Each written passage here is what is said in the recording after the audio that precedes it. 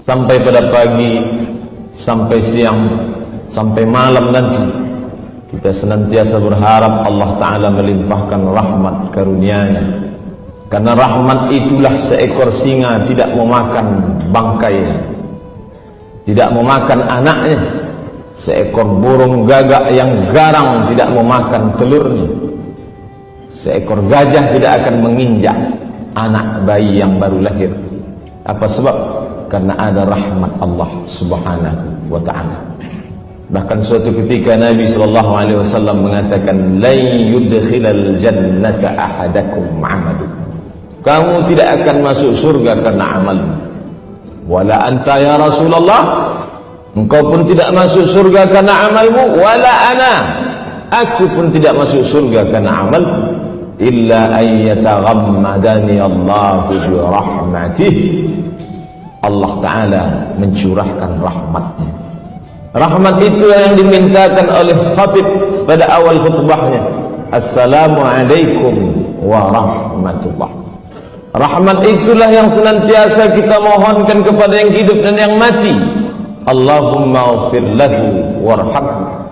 Dan pada saat duduk antara dua sujud kita mintakan, Rabbighfirli warhamhu. Kenapa orang yang berdosa sampai siang ini masih hidup? Karena Allah Ta'ala masih memberikan rahmat hidup. Tapi tidak semua yang hidup datang ke masjid ini. Di rumah sakit yang tidak jauh dari masjid kita ada terbaring saudara-saudara kita yang sedang diuji, diberi rahmat hidup, tapi sehatnya dicabut Allah. Tapi ada pula yang sampai siang ini berkeliaran di tengah jalan raya, diberikan rahmat hidup, diberikan rahmat sehat, tapi ada dicabut Allah satu nikmat besar dari hatinya, rahmat istiqamah iman dan Islam. Oleh sebab itu rukun khutbah khatib mengucapkan alhamdulillah. Kenapa diucapkan alhamdulillah? Karena sampai siang hari ini masih bersemayam dalam diri khatib dan semua kaum muslimin yang melaksanakan salat Jumat, masih bersemayam rahmat hidup, rahmat sehat, rahmat istiqamah dalam iman dan Islam. Kita hanya dapat membalaskan dengan ucapan lidah, alhamdulillah. Kalimatani, dua kalimat, khafifatani 'alal lisan, ringan diucapkan lidah, thaqilatani fil mizan, tapi berat pada timbangan mizan hari kiamat. Subhanallah wa bihamdihi, subhanallah wa bihamdihi. Senantiasa kita basahkan lidah berzikir, hanya itu yang dapat kita balaskan atas segala nikmat rahmat karunia Allah Subhanahu wa ta'ala. Tapi rasanya tidak adil bila orang diberi lidah hanya sanggup bertasbih. Bagaimana bila diberi kekuasaan? Apakah seekor gajah akan dianggap melakukan perbuatan yang sama dengan seekor semut? Tentu tidak. Makin besar nikmat rahmat yang dicurahkan Allah, maka makin besarlah tuntutan Allah terhadap diri kita. Bagi fakir miskin, orang yang sakit, dia cukup mengucapkan alhamdulillah. Tapi bagi orang yang punya kekuasaan, dia mesti bersyukur dengan kekuasaan yang dipinjamkan Allah Ta'ala kepada dirinya. Kekuasaan yang engkau terima bukanlah hadiah. Kekuasaan yang engkau terima bukanlah suatu kemuliaan, tapi dia adalah tanggung jawab di hadapan Allah Subhanahu wa ta'ala. Kita ingin melihat dalam sejarah sebelum Islam, sebelum Nabi Muhammad SAW datang, bagaimana orang-orang yang bukan beragama Islam menggunakan kekuasaannya untuk menolong agamanya. Dalam catatan sejarah, lebih 3 abad sebelum kelahiran Isa alaihissalam, di Samudra Hindia, di tengah belantara India, ada seorang raja bernama Asoka. Lalu dengan kekuasaannya dia tolong penyebaran agama Buddha hingga sampailah ke negeri kita, ke Pulau Sumatera, ke Semenanjung Melaya. Maka tidak dapat dipungkiri nenek moyang kita pun salah satu penganut agama tersebut. Dengan apa agama itu sampai? Padahal alat telekomunikasi multimedia belum lagi canggih seperti saat ini. Dia sampaikan agama itu dengan kekuasaan. Nama Ashoka tertulis dengan tinta emas, seorang kaisar India yang mengejar segala penjuru dunia untuk menyebarkan satu agama keyakinannya. Abad ketiga memasuki awal abad keempat Masehi, seorang kaisar Romawi bernama Konstantin ingin memuliakan namanya. Dia buat nama kota menjadi nama dirinya, Konstantinopel. Seluruh Eropa dia kristenkan. Dengan apa? Dengan kekuasaan yang ada pada dirinya. Bila orang tidak tahu keyakinannya ini apakah diridai Allah atau tidak, tapi dengan kekuasaan dia tolong agamanya. Mengapa orang beriman yang yakin la ilaha illallah Muhammad Rasulullah, tapi dia tidak berbuat apa-apa untuk agamanya? Kelak dia akan ditanya di hadapan Allah. Bagi yang punya telinga hanya akan ditanya telinga, bagi yang punya mata hanya akan ditanya mata, bagi yang punya lidah akan ditanya lidah. Tapi yang punya kekuasaan, selama engkau berkuasa, apa yang sudah kau pakai untuk agama Allah? Berapa masjid yang kau bangun? Berapa musalla yang kau bantu? Berapa anak yatim yang kau sekolahkan? Berapa perda peraturan daerah yang berbau syariah yang dapat engkau lahirkan? Karena permasalahan problematika umat tidak selesai dengan khutbah Jumat. Anak-anak remaja keluyuran malam lewat jam 12, jam 1 malam. Apakah mungkin al-ustaz berceramah di tengah jalan, di karaoke, di diskotik, di warnet? Ini tidak dapat dilakukan. Lalu siapa yang dapat mencegah nahi mungkar ini? Orang yang punya kekuasaan. Maka dengan peraturan daerah, kepalanya diisi dengan hukum, dia ahli hukum, tapi hatinya senantiasa berzikir la ilaha illallah Muhammad Rasulullah. Orang Islam tidak dinilai karena kesolehan pribadi. Soleh secara pribadi, rajin puasa Senin Kamis, rajin sholat Jumat, hanya untuk pribadi saja. Ayyahdiyallahu bika rajulan wahidan, satu orang dapat hidayah karenamu, khairum min humurin ni'am, lebih baik daripada engkau memiliki seekor unta yang merah. Unta merah adalah harta kebanggaan orang kafir musyrik jahiliyah. Engkau memiliki seekor unta yang merah, kau sangka kau sudah punya dunia dan seisinya. Bukan itu kata Nabi. Satu orang dapat hidayah karenamu. Engkau lahirkan peraturan-peraturan yang dapat menjaga umat, yang dapat membuat mereka jauh dari yang mungkar. Khairum min humurin ni'am, lebih baik daripada engkau memiliki harta yang berlimpah ruah. Muslimin jamaah Jumat yang dimuliakan Allah Subhanahu wa taala, maka mari kita renungkan.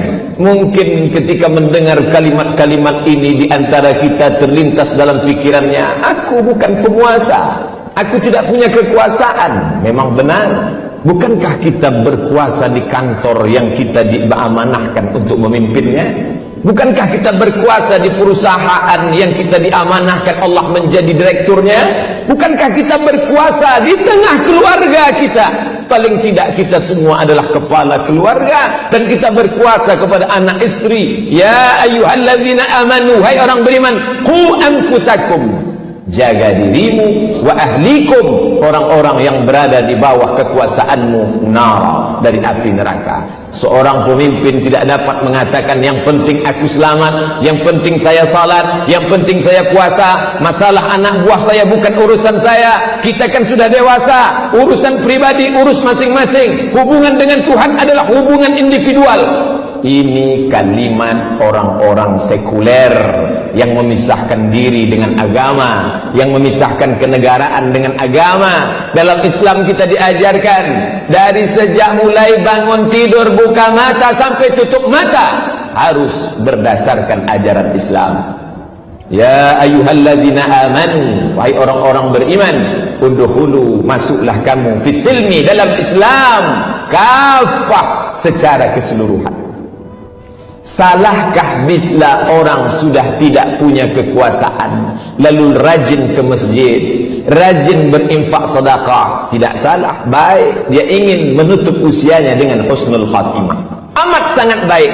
Tapi alangkah amat teramat sangat baik bila kekuasaan itu ada dalam genggaman tangan. Itulah yang dipakai untuk menolong agama Allah Subhanahu wa ta'ala.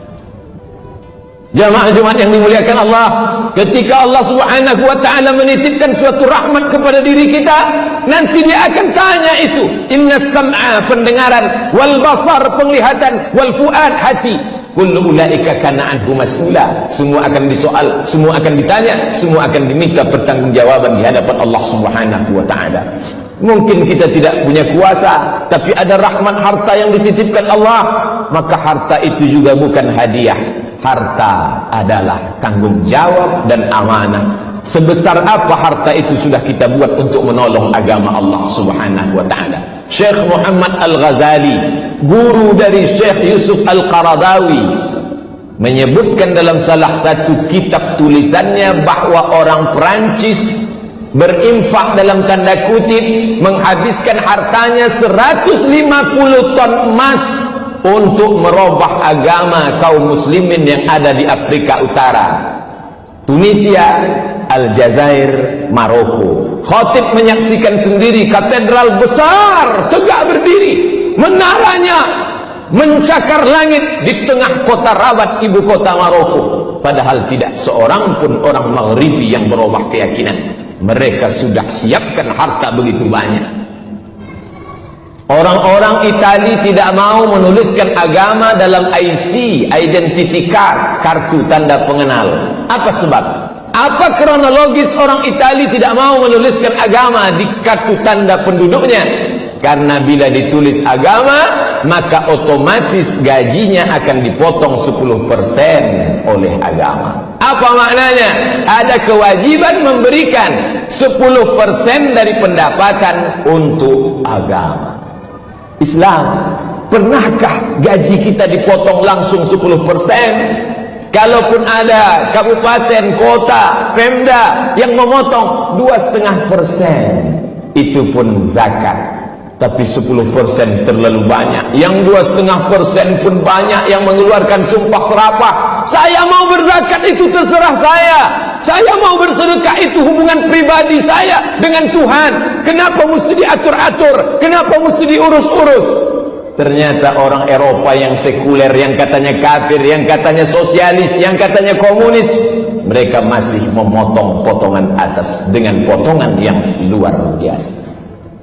Jamaah Jumat yang dimuliakan Allah Subhanahu wa taala, maka kita perlu berpikir sejenak. Agama Allah ini dulu pernah kuat. Kenapa? Dia ditopang dengan tiang-tiang yang kokoh, tiang kekuasaan, tiang ekonomi, tiang ilmu pengetahuan. Maka kita akan bangkitkan lagi agama ini. Sulitkah bagi Allah Ta'ala menolong agamanya? Allah Maha Besar. Innama amruhu idza arada syai'an ay yaqula lahu kun fayakun wa huwa ala kulli syai'in qadir. Dia Maha Kuasa atas segala sesuatu. Lalu kenapa kita perlu menolong agama ini? Bukankah dia Maha Kuasa? Bukankah dia Al-Aziz, Al-Jabbar, Al-Mutakabbir, Zul Jalali wal Ikram? Kenapa makhluk yang lemah ini disuruh untuk menolong agamanya? Dia katakan dalam kitab sucinya, in tansurullah, kalau engkau tolong agama Allah, yang surkum, dia akan menolong kamu.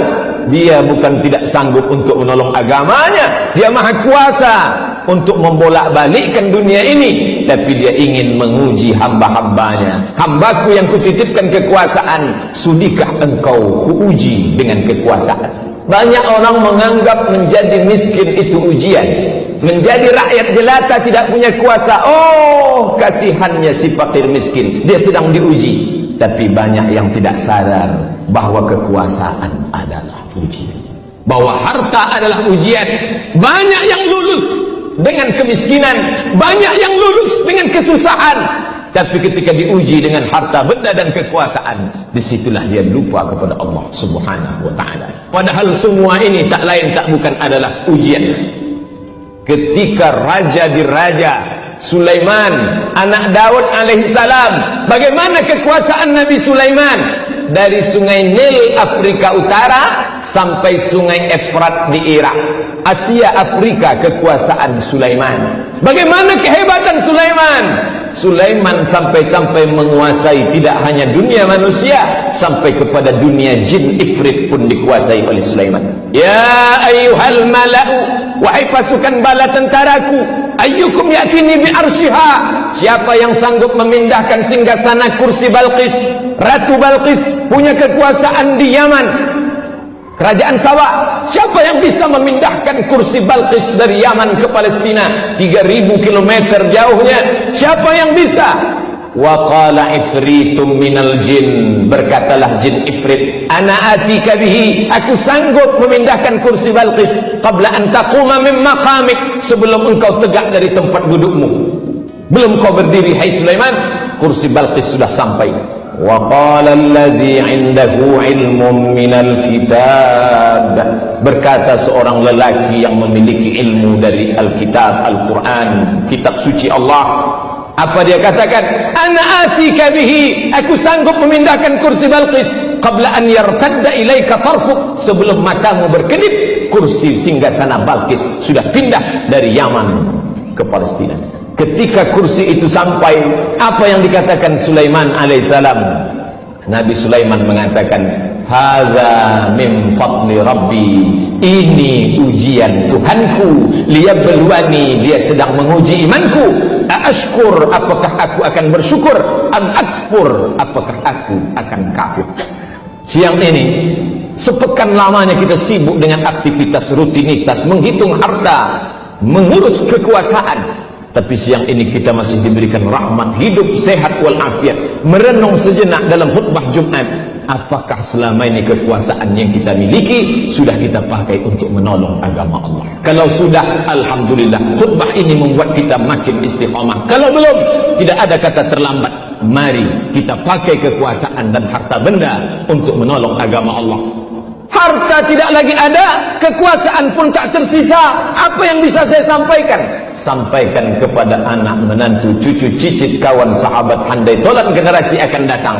Wahai cucuku, wahai anakku, wahai sahabatku, wahai generasi ke depanku, aku dulu pernah berkuasa, tapi aku tidak tahu agama. Sekarang aku tak punya apa-apa, tapi aku ingin sampaikan kepada kalian, di akhir hayatku aku ingin kalian menolong agama Allah dengan harta dan kekuasaan yang dititipkan Allah subhanahu wa ta'ala. Inilah yang akan dibawa menghadap Allah subhanahu wa ta'ala. Yauma la yanfa'u malun wa la banun, yauma la yanfa'u malun, pada hari itu tak ada guna harta, wala banun, anak pun tak bisa menolong. Siapa yang akan menolong? Illa man atallaha biqalbin salim, orang-orang yang datang menghadap Allah dengan hati yang bersih, membawa amal saleh.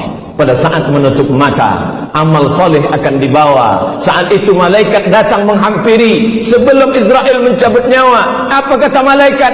Allah takhafu, hai calon jenazah, hai yang akan mati meninggalkan berjasad, la takhafu, jangan kau takut, wala tahzanu, jangan kau sedih, wa abshiru bil jannati allati kuntum tu'adun, berbahagialah kau mendapatkan surga yang dijanjikan Tuhan. Saat tersenyum, saat itulah ruh keluar dari jasad, dibawa oleh malaikat Israel menghadap